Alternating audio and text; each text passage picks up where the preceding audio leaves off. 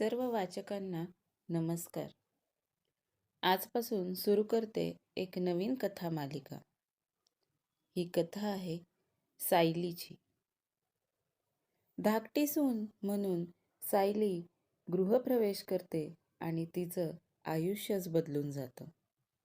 तिच्या आयुष्यात घडणाऱ्या काही अनपेक्षित घटनांची ही कथा आहे.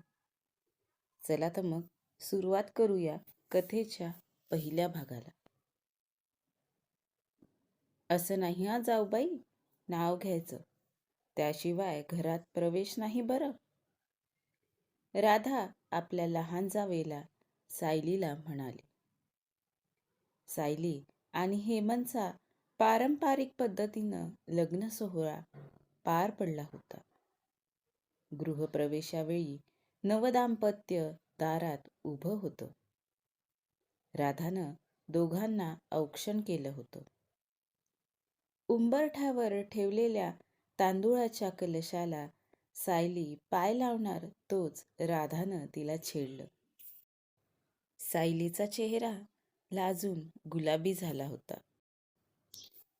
जाईजुईच्या कळ्यांची विणली नाजूक वेणी, हेमंतरावांचं नाव घेते, ऐका बरं सर्वजणी. सायलीनं लाजतच नाव घेतलं. वा वा वा वा, मस्तच अगदी. हेमंत भाऊजी, आता तुम्ही घ्या बरं नाव. ते भाजीत भाजी घेऊ नका, सप्तपदी वेळी ऐकलंय आम्ही. राधा हेमंतला म्हणाली. वहिनी, मला नाही येत दुसरं नाव, हेमंत म्हणाला. असं कसं? ते मला काही माहीत नाही, तुम्हाला नाव घ्यावंच लागेल, राधा म्हणाली. लहान माझी भावली, तिचं नाव सायली. हेमंतनं नाव घेतलं आणि सगळे अगदी खळखळून हसायला लागले. काय हो भाऊजी, असं कुठं नाव असतं का? ते काही नाही, दुसरं नाव घ्या, राधा हसत हसत म्हणाली. पुरे झाली चेष्टा मस्करी, गृहप्रवेशाला उशीर होतोय, अजून बरेच विधी आहेत. राधे, तुला सगळं सांगावं लागेल का? आतमधून हेमंतची आई ललिताबाई आपल्या करड्या आवाजात म्हणाल्या. त्यांचा आवाज ऐकून राधाच्या चेहऱ्यावरचं हसू क्षणात पळून गेलं. बाकीच्या बायकांमध्येही शांतता पसरली. दारावरचं भरल्या तांदुळाचं माप ओलांडून सायलीनं गृहप्रवेश केला. देवदर्शनासाठी नवदाम्पत्य देवघरात गेलं. राधाही सोबत होतीच.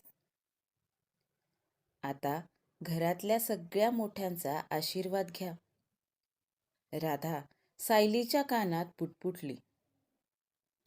हेमंत आणि सायली दोघं घरातल्या ज्येष्ठांच्या पाया पडत होते. सौभाग्यवती भव, ललिताबाईंनी आशीर्वादही अगदी कडक शब्दात दिला. राधा, आमच्या धाकट्या सुनेला घरातले सगळे कुळाचार चालीरीती समजावून सांगायचं काम तुझं, कळलं? ललिताबाईंचा आवाज कडकच होता. त्यावर राधानं अदबीनं मान डोलवली. त्यानंतरचे कुळाचार विधी वगैरे पार पडले. रात्रीची जेवणं आटोपली. घरातली पाहुणे मंडळी आपापल्या खोलीत झोपायला गेली. राधाची स्वयंपाकघरात आवरासावर सुरू होती. तेवढ्यात तिचं लक्ष हॉलमध्ये तात्काळत बसलेल्या सायलीकडे गेलं. सायलीसोबत तिची पाठराखीण म्हणून आलेली बहीण शाल्मली सुद्धा होती. सकाळपासून भरजरी शालू आणि दागदागिने घालून सायलीचा जीव अगदी मेटाकुटीला आला होता. ते पाहून राधा बाहेर आली.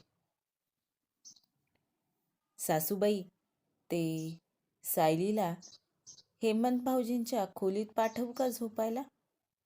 राधानं थोडं चाचरतच विचारलं.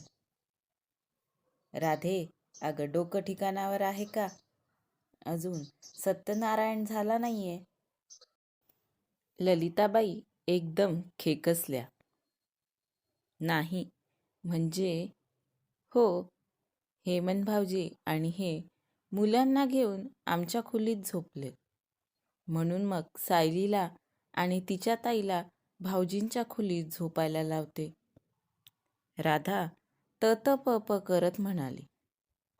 ललिताबाईंनी रागातच होकार दिला आणि राधा हेमंतच्या रूममध्ये सायलीला घेऊन गेली. सायलीला आणि तिच्या बहिणीला तिथं सोडून राधा चटकनच परत निघाली होती. राधाताई, 1 मिनिट. सायलीनं गडबडीत जाणाऱ्या राधाला आवाज दिला. काय ग सायली, काही हवंय का? राधा म्हणाली. तुम्हाला मी राधाताई म्हटलेलं आवडेल ना? सायलीनं विचारलं. हो ग, आवडेल. न आवडण्यासारखं काय आहे त्यात? एखादी साधी साडी असेल तर झोपताना ती नेसून घे. साडीवर झोप येत नसेल तर ड्रेस घाल हवं तर. पण उद्या खोलीच्या बाहेर येताना साडी नेसून ये. सासूबाई थोड्या कडक शिस्तीच्या आहेत म्हणून म्हटलं. राधा बोलत होती. तेवढ्यात ललिताबाईंनी तिला आवाज दिला आणि ती चटकनच तिथून निघाली. काय ग, एवढा वेळ? लगेच नवीन सूनबाई बरोबर माझ्या चुगल्या सुरू केल्या की काय? ललिताबाईंनी राधाला दरडावून विचारलं. नाही, तसं काही नाही सासूबाई. थोडंसं तिला. राधा बोलत होती तर ललिताबाईंनी तिचं वाक्य मध्येच तोडलं. पुरे, माझ्या खोलीत माझं अंथरूण पांघरून घातलं की नाही? आणि हो, उद्या जरा लवकर उठा. उद्या हळद फेडायची आहे. त्यानंतरची पूजा वगैरे. त्याची तयारी केली का नीट? मला ऐनवेळी धांदरटपणा कुठंच नकोय. कळलं? ललिताबाई आपल्या खोलीकडं जात राधाला 4 शब्द सांगून गेल्या. रोज 5 वाजताच तर उठते. अजून किती लवकर उठू? राधा घड्याळात 12वर जाणाऱ्या तासकाट्याकडं बघत मनातल्या मनात म्हणाली. स्वयंपाकघरात एक सतरंजी टाकून तिनं पाठ टेकवली. इकडं शाल्मली आणि सायली दोघी पलंगावर पडल्या. शालूताई, किती छान आहे न ग राधाताई? माझ्या मनातलं अगदी मी न बोलताच समजून गेल्या. सायली शाल्मलीला म्हणाली. सायले, एक लक्षात ठेव. कोणी कितीही चांगलं वागलं तरी जाऊ ती जाऊच असते आणि सासू ती सासूच असते, शाल्मली म्हणाली. पण मला नाही वाटत असं. सासूबाई थोड्या कडक शिस्तीच्या आहेत, हे हेमंतसुद्धा म्हणाला होता. राधाताई मात्र चांगल्या वाटल्या स्वभावाने. शालूताई, आपले बाबा एकुलते एक असल्यामुळं आपल्याला कधी असं एकत्र कुटुंबात राहायचं कामच नाही पडलं ना. आजी आजोबाही मला फारसे आठवत नाहीत. तू, मी, आई आणि बाबा एवढंच चौकोनी कुटुंब होतं आपलं.